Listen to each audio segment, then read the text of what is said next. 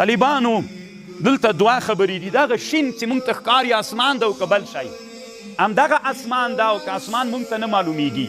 په دې کې دوه خبرې دي. طالبانو علما د علم فلک علما وی اصل کې قانون و عادت دا ده چې کته د مونږ ده مځکه چې ده رڼا ده او نور ده، پورته فضا تیاره ده.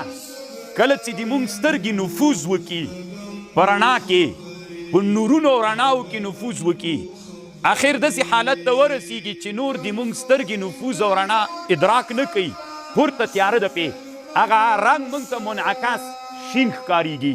دغه شین رنګ چې ده دا دوی وایي علما د علم فلک دا اسمان نه ده، دا د اسمان ذاتي رنګ نه ده. دا شین کیدای شي د اسمان رنګ بل رقم دی، موږ ته پته نشته ده، خو پورته فضا تیاره ده.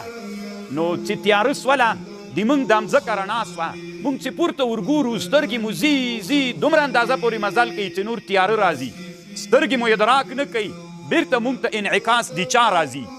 د شینوالي راځي. دا شینوالی د اسمان رنګ نه ده. دا د علما د علم فلک رایه ده. د یوه ډېره ښه خبر کوي، خبرې ته تاسې غوږ ونیسئ طالبانو. اصل کې علما په دې بحث کوي دا مخه چې د څه شي نیسي، رنګ یې نیسي. رنګونه طالبانو څوک نیسي؟ که دغه طالب د کالیو رنګ نه درلودلی، د ده کالي که اغوستي وی بدن یې ترې ښکارېد، خو د ده بدن چې نه ښکارېږي، مانع څه شی ده طالبانو؟ رنګ. دا یوه ډېره علمي مسله ده، ټوله نه کوم ځکه نن ډېرې زیاتې خبرې دي طالبانو او ورخطا م یی. طالبانو مسئله داسې ده، رنګ څه ده؟ رنګ مانع ده. که دا رنګ نه وی دا سپین او د دیوال رنګ نه وی او د خښتې رنګ نه وی، له دې دیوال نه به ایخوا ته څوک ښکارېده؟ مانع څوک ده؟ شیشه څه ده؟ رنګ لري شیشه؟ نه. ایخوا ته سړی ترې ښکاري که نه؟ رنګ یې که. نو مانع څوک ده؟ رنګ ده طالبانو. اوس ته یو سور رنګ راواخله، خو داسې سور رنګ راواخله چې شفاف وي، ډېر تیز نه وي.